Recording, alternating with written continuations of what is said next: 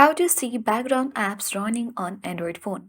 Hi everyone, welcome to the channel. This is Rose and without further ado, let's dive right into the video.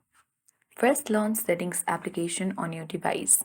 Scroll to the bottom of the screen and select about device. Now scroll down and here you will see the option of version. Open it and at the top you will see the build number. Simply you have to tap for 7 times in order to turn on developer option or mode on your Android phone. Then you need to see that you are a developer message at bottom of the screen.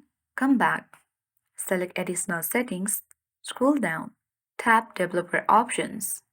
On this page, make sure to toggle the button on for developer options. Scroll down, locate running services.